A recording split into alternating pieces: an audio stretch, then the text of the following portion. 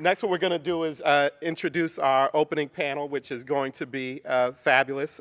First of all, it'll be moderated by the MTC chair and ABAG executive board member, Dave Cortese, was the Santa Clara County supervisor. And he'll be joined by Carol Galante from UC Berkeley, Claudia Capio from the city of Oakland, Bob Glover from the Building Industry Association, as well as Jennifer Martinez from Faith in Action Bay Area. Well, thank you very much, and good morning. As noted, I am Dave Cortese, Chair of the Metropolitan Transportation Commission and President of the Santa Clara County Board of Supervisors.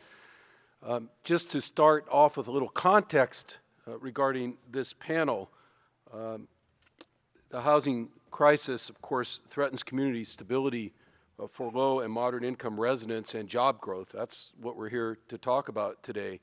I am one of those people, not unique in this room, who has lived in the Bay Area all my life, starting in the mid-1950s, living literally in the middle of the Valley of Heart's Delight, as we call it, in the South Bay Area.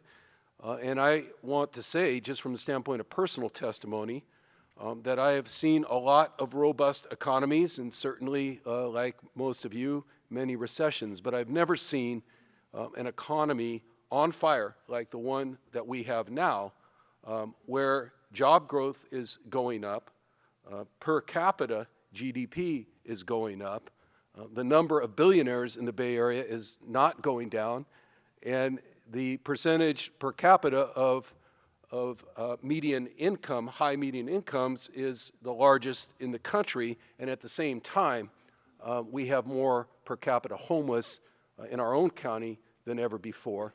We have a housing crisis upon us, the likes of which we have not seen before, which is growing at the same time that this economy continues to grow.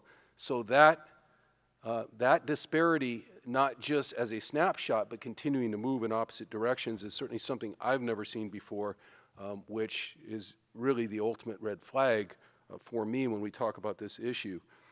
To exacerbate things, as we know and has been eloquently stated already this morning, low-income residents then continue to move away from locations with transit services, limiting their access to basic necessities and impacts on our transportation system, and rents continue to increase much faster than median income, and that's been continuing to go on for decades, but again continues now at a rate we've never seen before.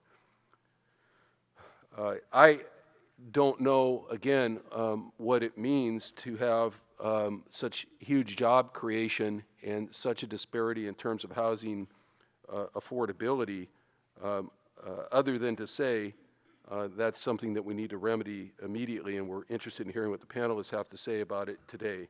I have said, as a public official, that it's hard to build infrastructure that fast, and that's in response to the fact that we've only created one housing unit for every 10 jobs that we've created over the last 5 years.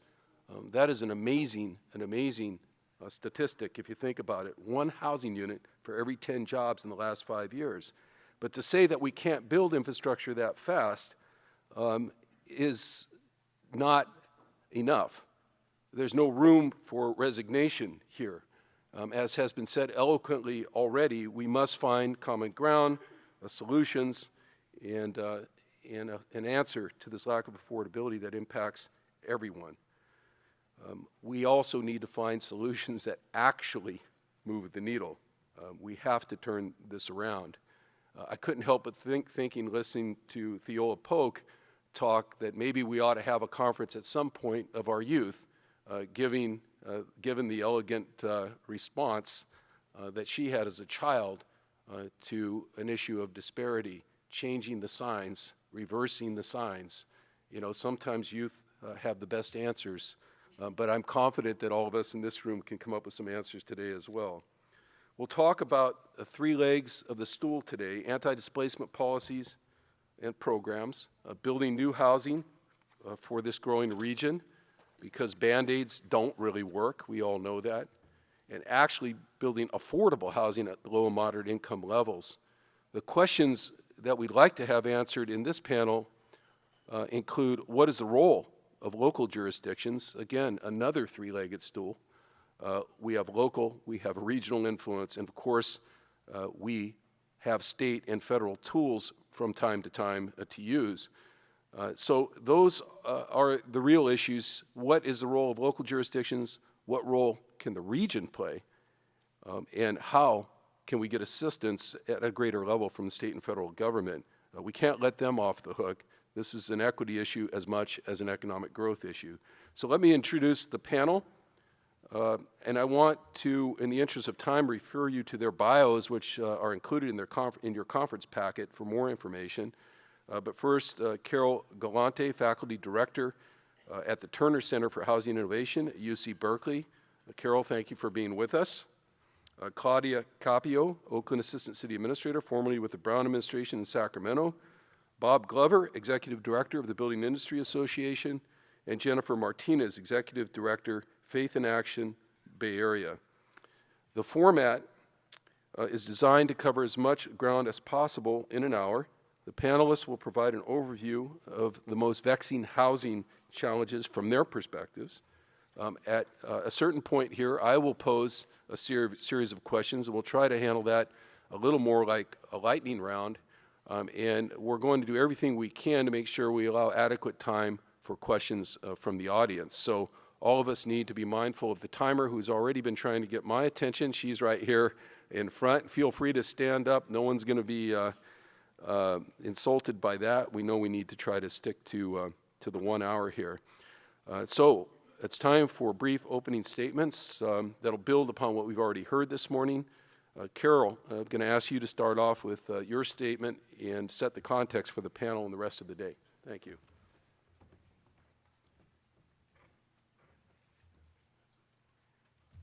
Thank you so much. It's great to be here this morning, and this is a very, very important conversation, as you have heard from the opening speakers, and it is going to take a whole variety of solutions and a lot of cooperation amongst many different people to begin to try to solve this problem. And this slide I have up here is just a very quick to show you what you already know, which is that 30 of the U.S. cities with the highest rents, 20 of them are in California, and 16 of them are in the Bay Area. So we have a lot of work to do. Now, you've also heard that this is not a simple one side or the other solutions. We have a perfect storm going on here, a lack of building, a building system that creates a lot of costliness, a surge in demand, especially in rental housing, and as you've heard, incomes that are stagnant or declining. I just want to do a couple of quick slides on the lack of building, and then we've done this slide deck together amongst the panel here, so others will speak on different topics. But coastal California has been underproducing housing and therefore creating the high cost of that housing for decades. We were only 20% more expensive on average than the rest of the country in 1940, and today we're 150% above the US average. And when did that start to happen? If you look at that slide deck for coastal California, what you will see is this started happening in the 1970s. What was going on in the 1970s in California? We started building a wall. And that wall was the California Quality Act, and that wall was Prop 13. We fiscalized the use of the tax system in California, and we made it very, very difficult to build new housing. Those two things are our wall in California. And part of that is this California Environmental Quality Act, very well intended, don't get me wrong, but looking at that has created this restrictive zoning situation in this state that exacerbates inequality, disturbs the economic vitality of the state, and creates real income inequality. And I just want to read one quote before I turn it over to Claudia to talk about the housing situation some more, which is a quote from our Council of Economic Advisors in the Obama administration. Restrictive zoning impedes mobility and thus contributes to rising inequality and declining productivity growth. It allows a small number of individuals to capture the economic benefits of living in a community and thus limiting diversity and mobility. Restricting the supply of housing increases its costs, makes it difficult for individuals to move to areas with better paying jobs and higher quality schools. This is a problem that we can solve in California, but it will require tackling some things that people think of as third rails, and we need to do that. Thank you.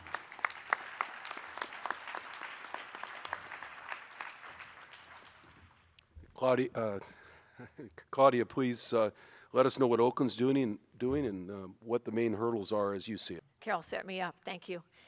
So you heard that Moses was at the sea and it wasn't parting, and he was praying and praying, and finally God came down and said, I've got good news and bad news. The good news is I'll do this for you. I'll part it. The bad news, you got to do the EIR. So we have a big problem here. We have a big problem in regulation. The regulations that we've grown and evolved to protect the environment, to make our quality of life sustainable and better, are also really major impediments to making the process of constructing housing more affordable. And time is money. The longer it takes you to do something, usually the more expensive it is. So on the slide in front of you, you have one example. It's a major project that Berkeley has been dealing with for years, 5 years, 35 hearings, a ballot initiative.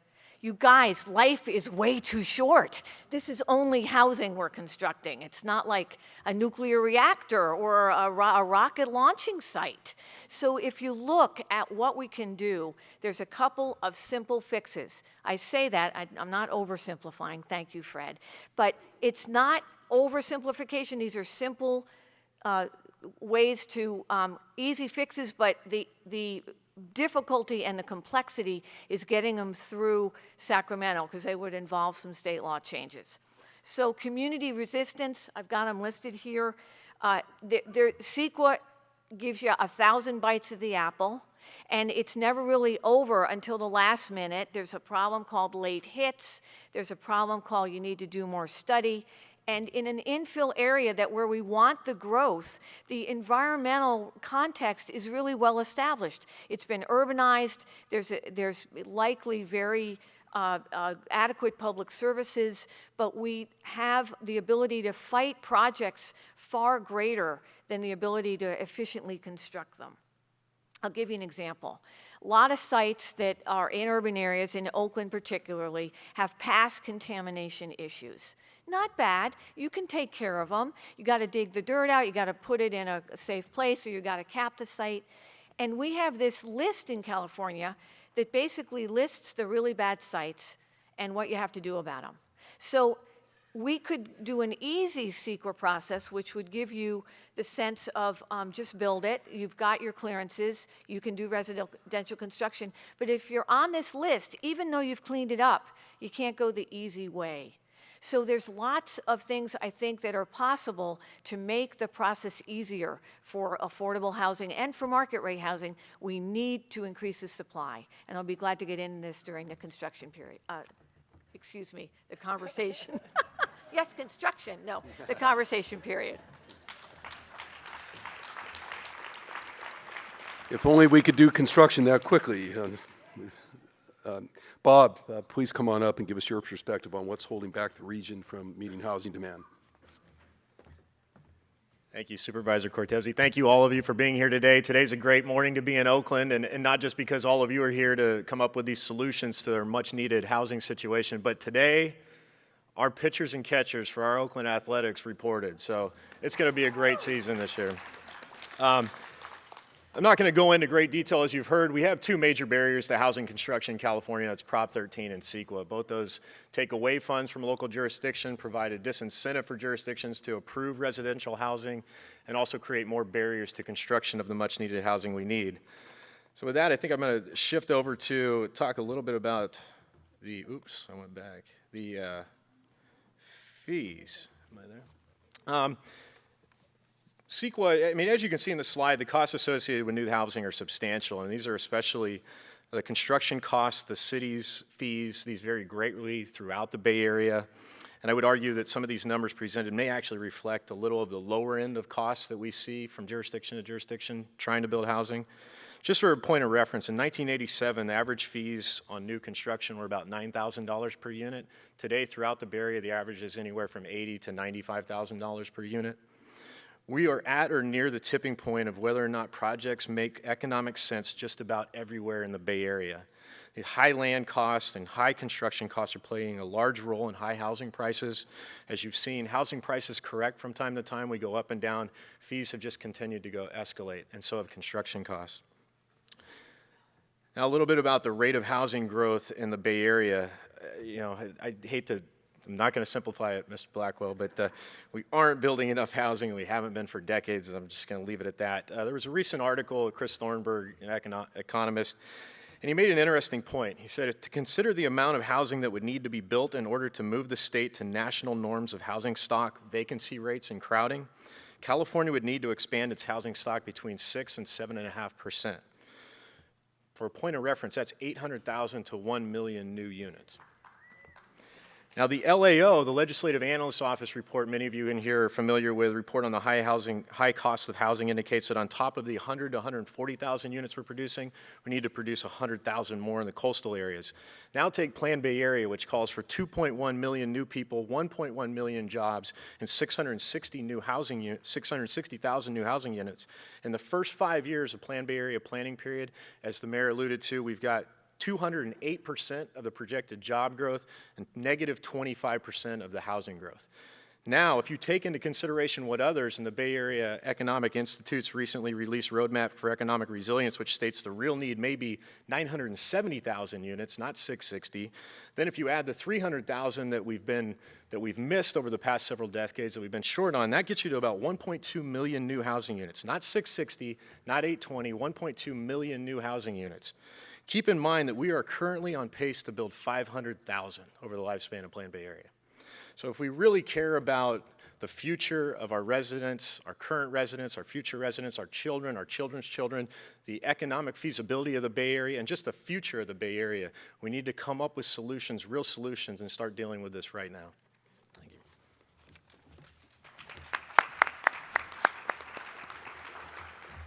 Jennifer, what are the policies needed to meet the crisis? What are the solutions? So of course, if we had been having this conversation 10 years ago, building might have met some of the needs that are facing today. But most of us are in this room because the tidal wave isn't 10 years from now, it's happening to our families right now. So this is a graph that shows the cost of housing, that is the rents that are going up as it compares to the wages. As you can see, we are being far outpaced in the cost of housing than we are with the wages. And even these wages don't tell the whole story. At the very high end, we're seeing that the wealthiest wage earners, those in the $125,000 and above, their wages are raising by about 110% every 4 to 5 years. Those of us on the bottom are not getting that kind of benefit. So you can imagine the crisis happening for lower income people and moderate income people in the region. And it's not just San Francisco and Oakland. It's happening everywhere. I want to make this really clear. Every jurisdiction has a responsibility to solve this housing crisis. This map is a study done by UC Berkeley that came out last year. And you'll see in the purple, those are the neighborhoods where there are over 1/3 of the population in those neighborhoods are low-income people, people who make $50,000 a year or below.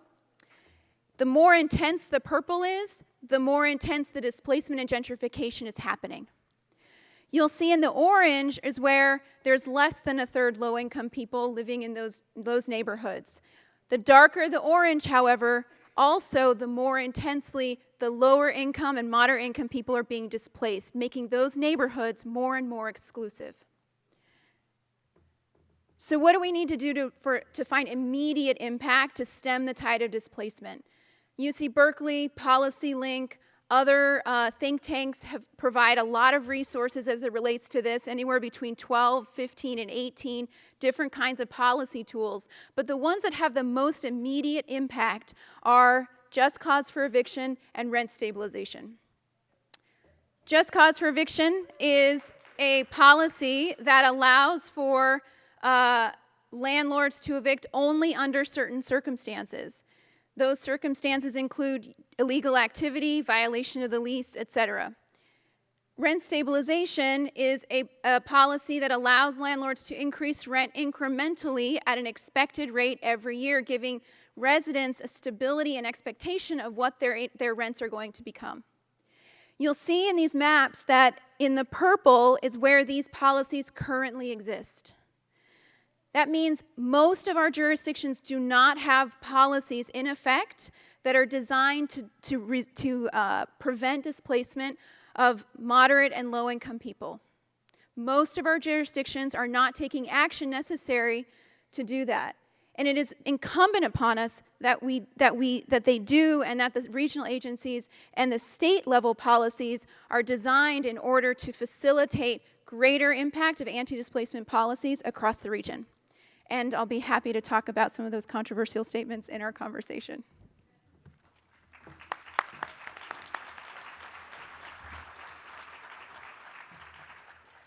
Well, thank you, Jennifer.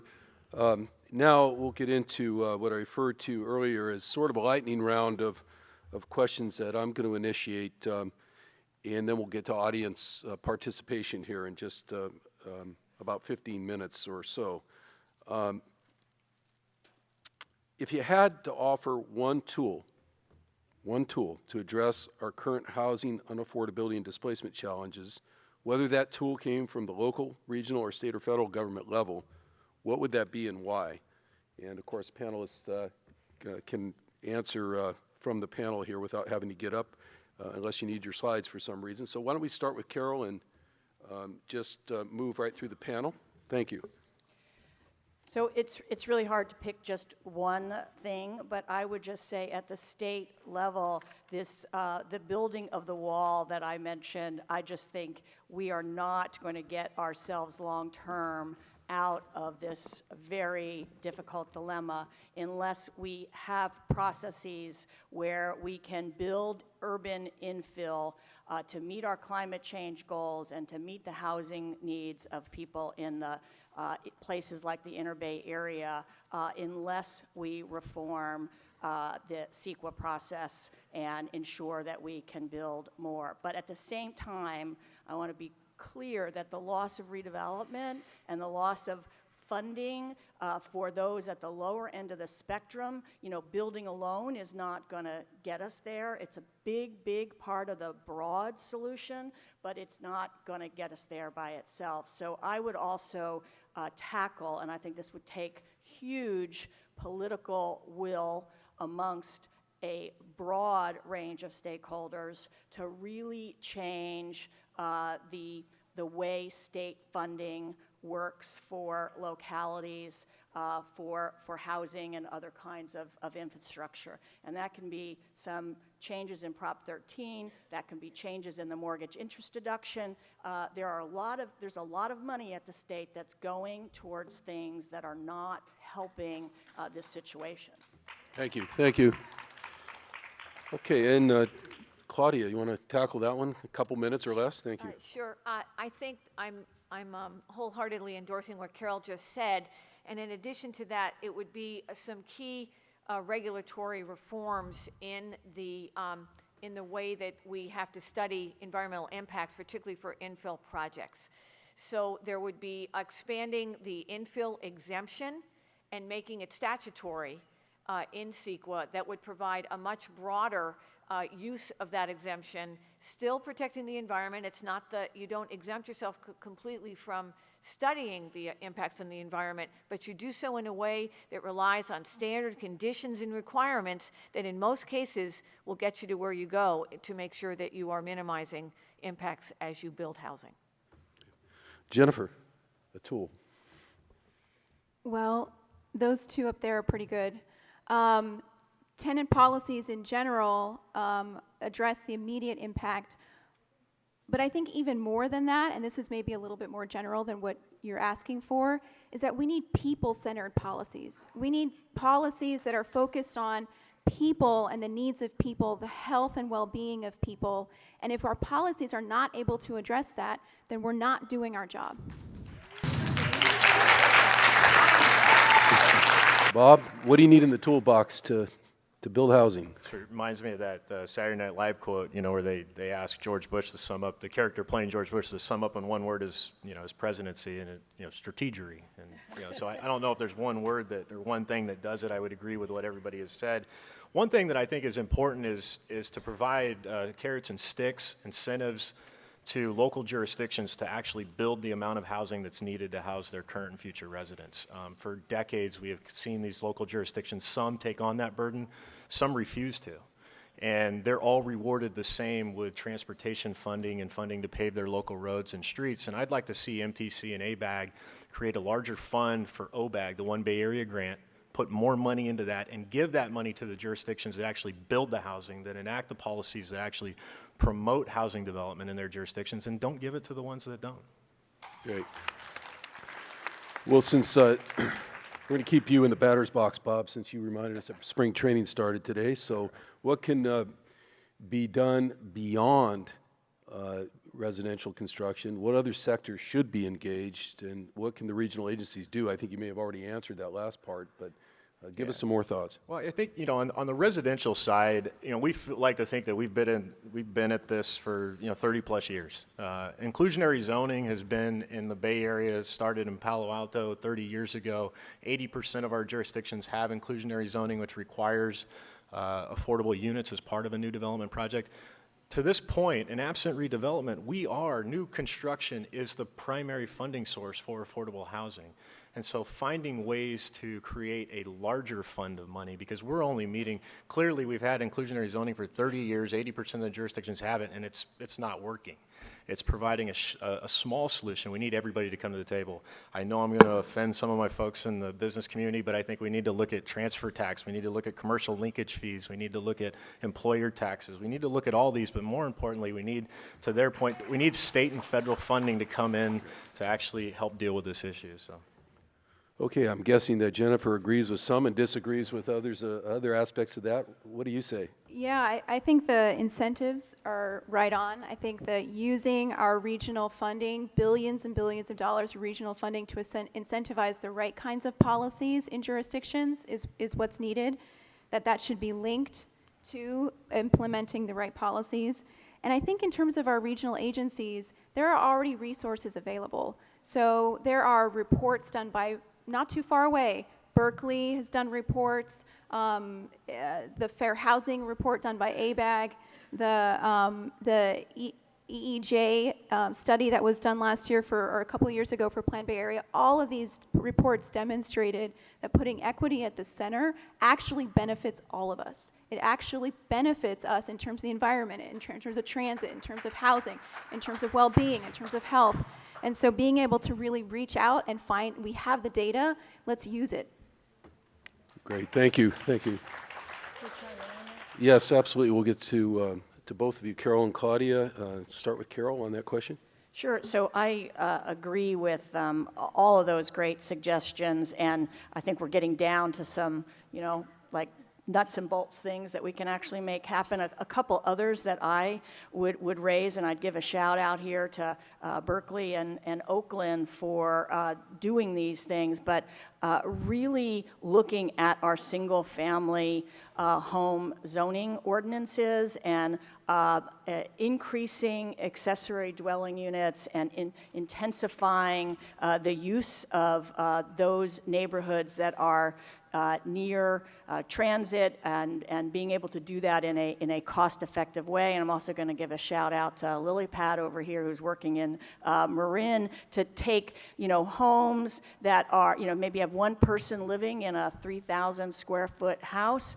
We've got to better utilize these single-family homes in this country and in this Bay Area and in this state. Why? Because 65% of the housing stock in this country is single-family homes, and they're not going anywhere. So we need to build more in all the infill areas. We need to build more, in commercial corridors, but we also need to think about how we can use the footprint that we have to, increase affordability by having more homes available in those places and legalizing and doing a habitable job for those illegal units that people are living in an unsafe and unsanitary kind of condition. So that's one additional thing I would do. And then I think the private sector has a big role to play here. And that is, innovations around things like modular multifamily housing, make it less expensive. Let's really, innovate in terms of, and again, we've got some great builders doing that kind of work in the Bay Area. We need to encourage that through a variety of incentives. Thank you. Claudia. Just really quickly, I think to spin off what Carol just stated, that the other way to look at this when we have been in the last couple of months with the Mayor's Housing Cabinet, there's creation of new housing, but there's preservation. And that preservation includes looking at your assets, both of affordable housing that is there now, making sure that we can continue it affordably, but also taking other multiple family houses in particular so you can get to scale, acquiring them, rehabbing them, and making sure that you can put those within the stream as well. So making sure that you look at your assets and look at where you can really gain additional value, because the preservation of an affordable unit is much less expensive than the creation of a new one.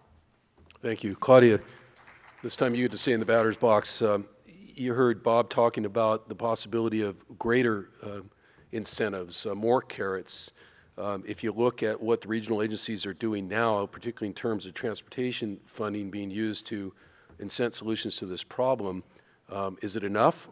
Is it making any difference at all? Well, it's never enough.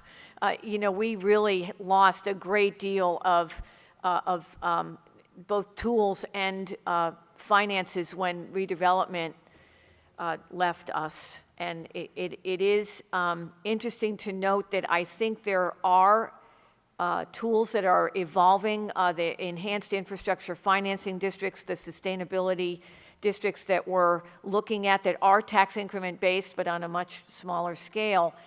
It's never going to be enough, but we have to make a commitment as a state, I believe, to a sustained funding source for affordable housing.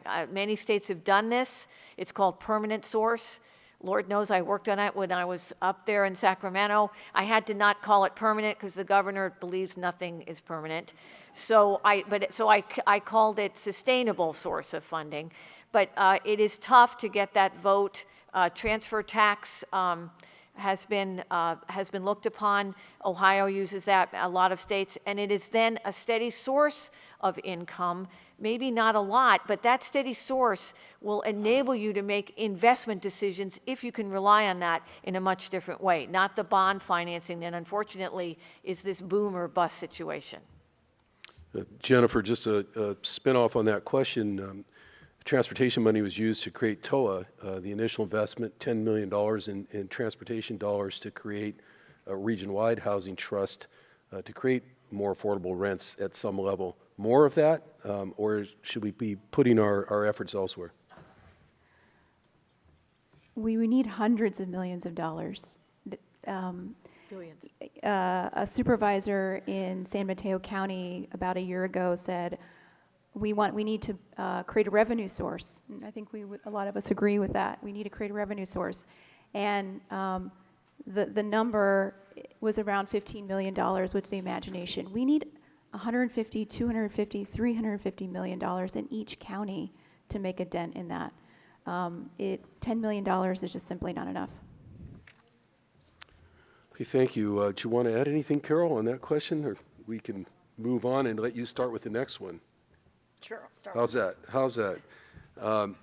So we've heard about some short-term solutions. What do you think we should be doing in the long term to present renters or to help affordability, particularly in terms of renters in the Bay Area economy, given the direction that things are going? And we'll give you a chance on this one too, of course, Jennifer. So I am very focused on the long term because I think we can put, small solutions and Band-Aids in place for the situation we have going on right now, but it's just going to get exacerbated if we don't tackle it at the big level and the long-term level. So I go back to what I started with in terms of, tearing down the wall here, and I think, that really starts with looking at how we have, fiscalized the land use in California and made it such that those who purchased a single-family home back in 1976 are sitting pretty. They have gained, and if they haven't sold, they've gained huge amounts of equity in those homes. We have an unfair tax situation that has allowed that to happen. And if it's not literally changing Prop 13, then I think we need to find a workaround for that, which is something like a fee that taxes your equity when you transfer that home, and let's start building up some money that way. Those who have benefited from the lack of supply of new housing are those who already have theirs, and that's what we need to change. Jennifer, long-term moves and tools. I can't agree more. I think one of the fundamental problems underpinning our circumstance is the huge power differential between those who are a landed class, if you will, and those who are not.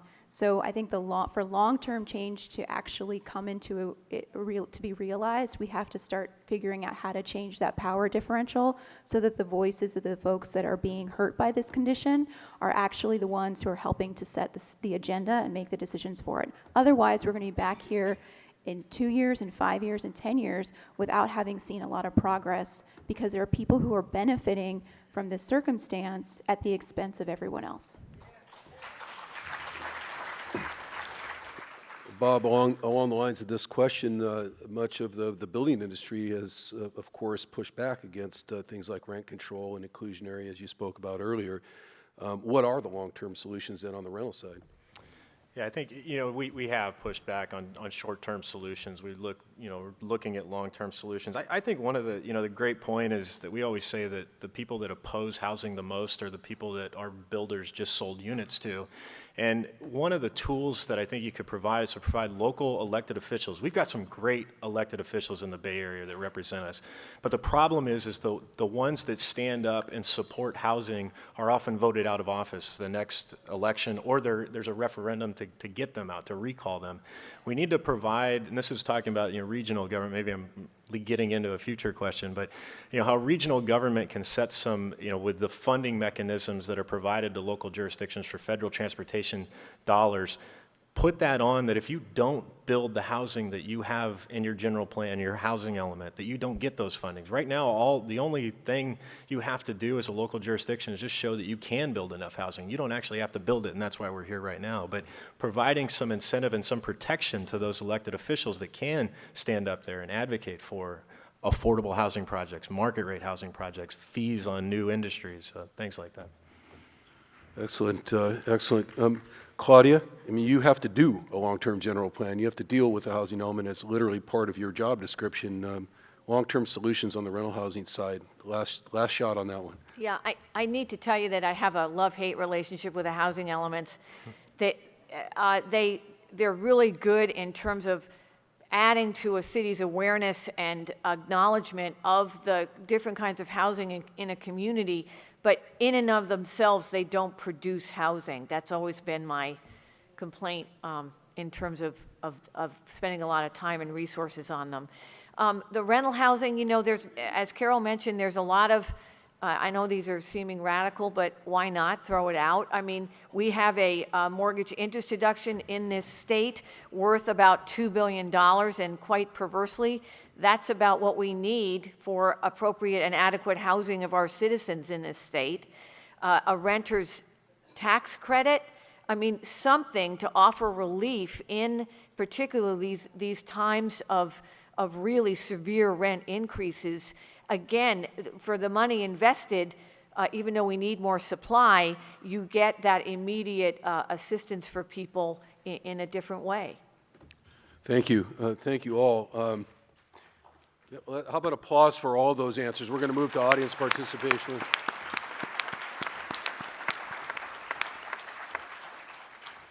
So the way this is going to work is I'm going to pay attention to the timer in terms of the overall time that we have, because the thing we're going to do after audience participation is we're going to do some geographic breakouts in other rooms, and I need to allow enough time to try to get you there on time. I'll track that.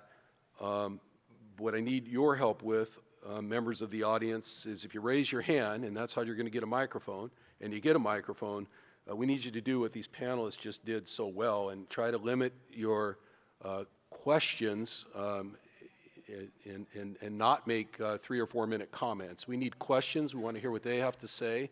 You need to set up your question with "I think" and then "so let me ask." That's fine, but beyond that, let's get right to the questions and allow a couple minutes, a minute and a half or 2 minutes each to answer these questions so as many people as possible can participate. And I'm optimistic that many will raise their hand. It looks like we have some already. Okay, first question. Who's going to help me? Yeah, pick somebody. Delegate here. Yeah, this is the third conference that I've been to in the last 4 months addressing And feel this welcome crisis. to identify yourselves, too. I'm Steve Martino. I'm from Berkeley. And the question has been asked, how do we stop the dislocation of low and moderate income people from rent increases? And the answer has come back, the only way to do that is to build affordable housing. Now, affordable housing takes time, so therefore, it won't solve the problem unless one thing is done. And my question is, how, not if we can, but how can we impose a moratorium on rent increases until affordable housing can be built to pick up the people from the low income and moderate income levels so that they don't have to leave the area? Okay, got that? It's a popular question. Claudia, you want to start? Well, the moratorium has been discussed and I think even considered by some cities. I think the way that we have explained it here is there is a rent stabilization. So it is not quite a moratorium, but it is a means to make sure that rents over time are they do not rise radically, and to extend that to more communities, and even in our own community in Oakland, we're thinking of extending that, would be an important tool. Thank you. Jennifer? Y'all already know what I think, right? So I'm going to let my other panelists respond to this one because I'd really like to hear what they have to say about it. And feel free to pass, panelists, as we hear these questions. If you don't feel it's in your strike zone, you can take the pitch, right? So, I would say this.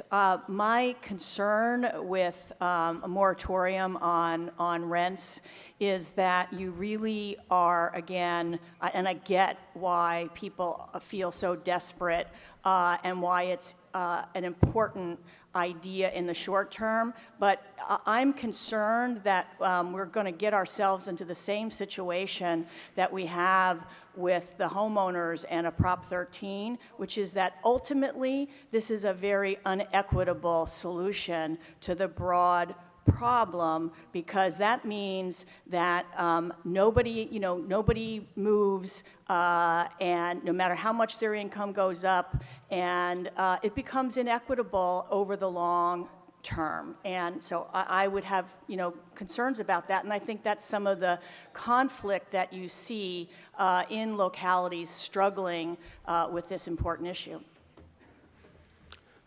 Maybe just brief. 2 agenda items this week in Fremont and Emeryville both dealt with the funding for affordable housing projects in both those cities. In both instances, the funding that was needed to build those projects and what was being asked was that the city contribute revenue from market rate construction, inclusionary zoning, affordable housing impact fees to build those projects. So a moratorium on new market rate development would dissipate those fundings and their money wouldn't be there for affordable housing projects. Can I respond to that, actually? Yes. We're not talking about moratoriums for market rate development. Rent stabilization actually doesn't impact new development at all. And the issue of equity here, and partly these policies do work for those who are in the units that are rent stabilized. Those policies, however, are also limited by state law. So we can't apply them as well as we might, because state law restricts which units are allowed to be controlled under rent stabilization. So it's not a problem of the policy, it's a problem of other scales that limit the effectiveness and the impact that those policies could have. Thank you. Thank you. I think it's great that we seated Bob and Jennifer right next to each other. We get definitely a little distinction in the responses. I do want to acknowledge Bob indicating, I think, talking about single-family development impact fees as a source of revenue for on the rental housing side. How that plays out is, of course, up for debate. Next question. Who's got the microphone? Oh, hello. All right. Just go ahead and start. Thank you. Hi, Josh Hugg from San Mateo. So a lot of this discussion in the earlier educational portion of the talk talked about the huge influx of jobs and the relative lack of building. And we're trying to re-achieve this jobs housing balance. And I think the popular discussion around jobs housing balance has really evolved into jobs housing fit. Who are we building these homes for? And right now, I think there were some basic projections given regarding the number of units we need to build. I'm still curious to find out, at what point does the curve actually bend, but, everything that's being built tends to be on the highest end, and then we leave deed-restricted affordable housing for the lower end. Is that going to have to be the dynamic by which we achieve a jobs housing fit, particularly for the folks in the middle that aren't necessarily falling into those categories? It doesn't seem like the market forces really lend itself to achieving that fit. And it's, let alone the time scale where people are being hurt while we wait for that fit to be achieved. I think we got the question. A lot of focus on the high end, a lot of focus on the low end.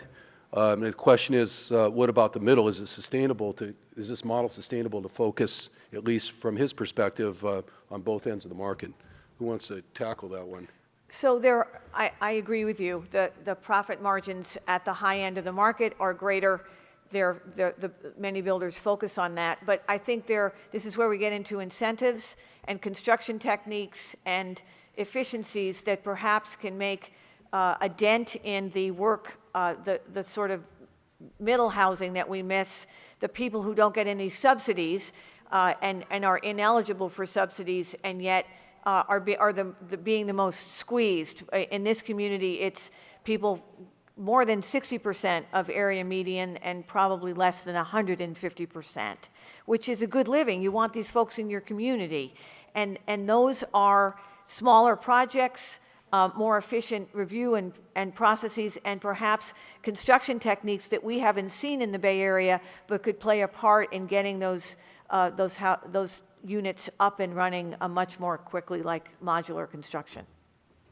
Anybody else want to talk about the extremes? Okay, next question. Hi, Sophie Hahn from Berkeley. I'm on the Zoning Adjustments Board, but I'm here in my individual capacity. So it's a very strange predicament to live in a region where you could say that you have too many high-paid jobs. I think we're the envy of the world for that. But there are companies that are profiting enormously from adding those jobs, and they may be high-paying, but they're making a lot more money than what they're being paid for their companies. And they expand without regard to where their employees are going to live. So I think particularly in the South Bay, they're adding a lot of office space, but they don't help to add housing at all. So my question is, why not go to those who are profiting so much from adding all these employees and ask them to fund our affordable housing through their own profits? And that really is and I don't mean to punish them. I mean, I think we all think it's great to have this kind of job growth. But they are creating a problem. They're creating a lot of commuting, so they're having a very negative impact on climate action. So I'd love to hear maybe from you who are from the South Bay and from the others. How can we do that? I'm not sure I would love to answer, but, and I will if the panel doesn't want to respond across the board. I'll give you my thoughts on it, but Carol? Sure. So I agree that this, that particularly this problem of people who are making higher incomes, pressing, getting the rents raised and hurting those who are at the lower end of the income scale is partly happening because of this huge surge in job growth. The other part of the job growth that I think is important to understand is that for every one of those high-tech jobs that are being created, there are 5 lower-wage jobs that are also being created, needed to service, the economy. So I do think that those communities that look at things like commercial linkage fees, which is part of the, you're adding office space to, house those jobs. That's an important strategy in many communities. And I think it is incumbent upon local communities that are having those jobs created to be sure that they are working with those employers when they bring in new jobs to also allow new housing. So, there are some communities that want the jobs, but they don't want to house the workforce. And so we've got to have the incentives, as Bob was talking about, to ensure that the localities have the incentives, right, so that they are taking both housing and jobs. And that when I talk about the fiscalization of land use, that is the exact problem, which is, localities feel that the jobs pay, everybody wants an auto mall because they get the sales tax from the auto mall, from selling the cars. So it's really important that we change that calculus so that housing is not seen as the drag on the local economy, but the infrastructure that's necessary to have those jobs. I also think that there are creative partnerships that we haven't really tapped into yet, because don't forget, these companies also want to attract more people, and they're not as competitive if the housing market is so expensive, and to retain workers. So, Apple has about, 50,000 times the net worth of Oakland. I mean, their bonding capacity is big time. If we could look at some creative solutions with these major employees and employers and corporations in our community, Kaiser, they're losing brain power because people don't come here for residency or fellowships. That is an untapped set of ideas that I would really like to pursue, because I think they get it. I don't think they know what to do about it. And it has to work for both parties in order to be sustainable. Others? I've already said employer tax and commercial linkage fee more than I probably should have in order to stay in the good graces of my friends in the business community, but I agree with both those. And just so it doesn't appear I'm ducking the question, because she said you're from the South Bay, what's your response? And a former vice mayor of San Jose, now a county supervisor, let me just say that you've heard, the tale of 2 cities. In Santa Clara County, it's the tale of 15 cities. San Jose has an extraordinarily low housing to jobs ratio, with the jobs being the low number, far below anywhere else in the Bay Area. And yet San Jose has continued to build and be a leader, if not the leader, during certain periods in the construction of affordable housing. So those leaders who are there now are trying to catch up that ratio. I won't call any of my friends out in the other 14 cities, but there you see perhaps some of the better examples of what the questioner was talking about in terms of a historic focus on jobs and on industrial preservation. Other questions? Who's got the microphone? Yes, I have the microphone. So my name is Daisy, and you told us to use I statement, right? So I feel that this plan, if we don't implement a way for people who are on the MTC board to find a way to address their internalized privilege when they're making plans that affect thousands of people around the Bay Area. This plan can be very disastrous.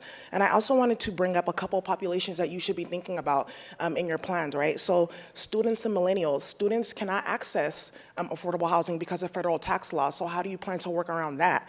Then you have to think about Prop 47 too. A lot of people are going to be coming out of that system, right? How do we support those individuals and get them into supportive housing so they don't have to be out on the streets, right?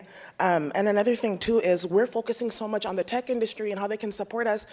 Keep in mind that the Trans-Pacific Partnership, the federal trade deal that just got passed, is going to impact a lot of outsourcing. So we should not be so dependent on these tech companies and these tech industries because they're not even the main influencers in this gentrification and displacement battle, right?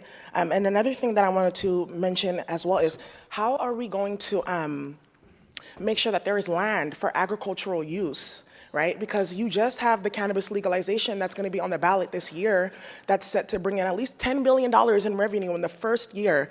How are we going to make sure that we have land to grow and for food as well? All right. So we can take one of those questions, and the one I remember is the last one. So we're going to ask these folks in the issue. I'll repeat it in the issue of in the context we're here about, which is displacement and housing affordability and the need for housing. How about conservation, and how do you do that while at the same time preventing sprawl and focusing on what the region calls your priority conservation areas? Anybody? You create disincentives. I mean, there's really big scientific evidence about how important those green spaces and agricultural spaces are. And one of the things that's been happening, as in most American communities, there's this hopscotching thing where you don't get the concentration or densities in the areas you need it next to jobs and transportation systems because the land's cheaper out there. So there's been tremendous success in Marin with the Agricultural Land Trust. I think we have to, look at those things and then create disincentives for folks who do that kind of construction. Maybe it's much more expensive. Maybe there's an additional fees you pay in order to account for the costs over the long term. Thank you. Another question? Right here. Hi, my name is Stevie, and I live in West Oakland in a subsidized housing unit. And I wanted to know whether any of you would agree that the OBAG money and other funds should have restrictions requiring that money be used for anti-displacement and affordable housing policies, and that those funds should be used in the priority development area within the jurisdiction that it's been awarded to. Okay, thank you. I think some of that is the case. Anybody want to try to respond to that more specifically? I'll go ahead and take that one on because I know I'm going to set off a future discussion. I say no, and I'll tell you why. I think that, I sit on the MTC Policy Advisory Council, and as part of that, we just talk about incentives for development, why we're in this process right now of a housing shortage. And we talk about the primary things of why we're not developing in PDAs and why these PDAs don't make financial feasibility and financial sense is because of added regulatory requirements and increased construction costs and fees. But then we go a step further and we talk about dealing with a very important issue, which is displacement and gentrification. But how do we deal with that? Add additional regulatory and add additional construction costs and fees. We need to come up with a plate. I'm not here to say that rent stabilization and displacement policies are bad. They're not. They're good. They're short-term solutions. They're Band-Aids. But we need to, as part of that, if those are going to come forward, then we also need to come forward with incentives for jurisdictions to build the amount of housing that they need for future generations. This is a really interesting moment. And I think that, I think there is a lot to talk about because when public dollars flow into a community, private investment flows after it. And oftentimes that's what happens to generate when we have a new transit line or a hub or, a streetscape gets improved. The residents of that community, typically low-income communities, know that future benefit is not going to be for them because they're going to get displaced by the high cost of housing or whatever else comes into that community that the private investment is interested in. How do we build that? How do we create that formula that is going to build the right kind of things in those communities and serve to protect the current residents before they get displaced by that private investment. And that's a really interesting conversation that we might consider having at another time. Can I add into Carol? that? Because I really appreciate the question, particularly from someone who lives in West Oakland.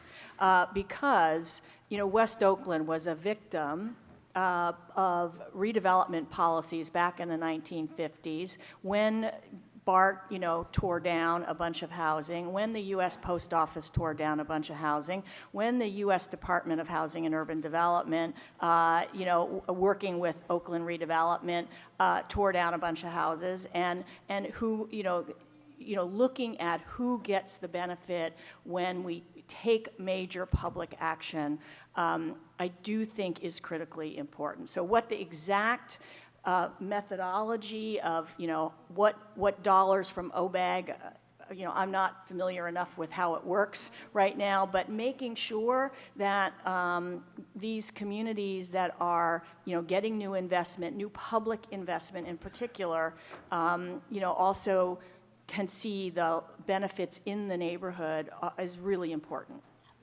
We've seen what happens when we don't do that. Okay, great responses.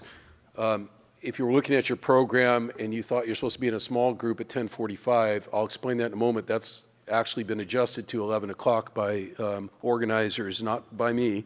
But we are going to take one more question, and I'm not picking that person. So Hello. yes, Hello. let me I'm over here. Okay, let me just say after this question, those of you who weren't called on here, please bring your questions into the geographic breakouts that I'm going to describe in a moment. Yes. Hi, everyone. I'm Brittany Brown. I'm with the East 12th Coalition. I know that there is a piece of land that's public land that the city was allowing a developer to build a luxury tower, $3,500 for a one-bedroom. In the East Lake neighborhood, the median income is $38,000.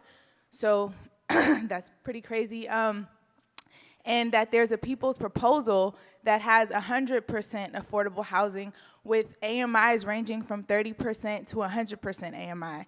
So I think that's pretty incredible. And we also have an affordable housing developer that's backing us. It's a really, really viable plan. I think the one thing that's holding us back is land cost. It costs $5 million for this parcel. And so my question, even though I made that shameless plug, my question is, how do we prioritize public land that the city owns, that BART owns, that the Peralta colleges own in Oakland and Alameda County and all the other counties? Yeah, a great question. I would just ask the panelists to think about talking about that in the context of RDA going away, because that was the major tool for taking public land and putting it into housing production with perhaps not subsidies that extreme, but with housing subsidies. You know, what do we do now? Sure. I mean, I think it's a really important, that's the asset part of the affordable housing equation. And we have been struggling with that as a city, and we have been actually making great inroads in the last few months of pulling people together and making a series of recommendations on a actual public lands policy for the city. And this is going to keep coming up. We've mapped those lands. We've looked at uses, and affordable housing is one of the keys. We've had really good representation from a number of stakeholders, and the conversation will continue. But that will be a decision on East 12th that we make in just a few weeks. So I'm looking forward to the discussion. So putting public land into play, anybody else have thoughts on that in the wake of RDA going away? No, but just maybe in the context of what you talked about, it just, again, to create a source of funding that can be utilized to acquire those lands is greatly needed. Public land should be for public benefit. There's just no...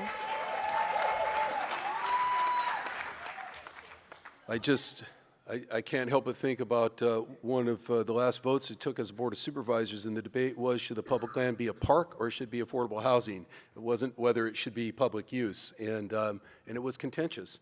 And I guess that's part of what we need to figure out, based on the question we just heard. So let me talk about what's going to happen next. We want to make sure, I'm going to say this probably twice, please don't leave and go too far away. The breakout groups are going to start at 11 a.m. sharp, so you have a little bit of a break here. And this was just an adjustment based on the starting time earlier this morning of the overall conference. So 11 o'clock is it.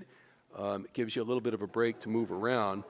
The goal of the breakout sessions is to continue this kind of dialogue. I think it will give some of you an opportunity who were raising your hands to raise those issues with a group, a sub-regional group, a geographic-based group. And hopefully what comes out of that is some more ideas in terms of solutions to the housing crisis. Yes, there's a question here on the floor.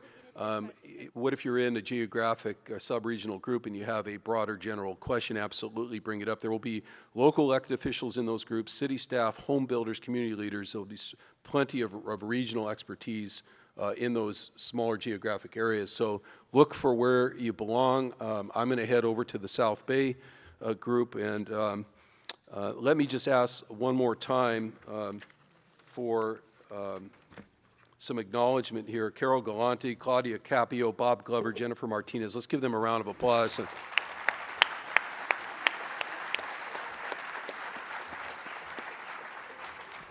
Okay, thank you all very much. See you in the other rooms at 11 o'clock.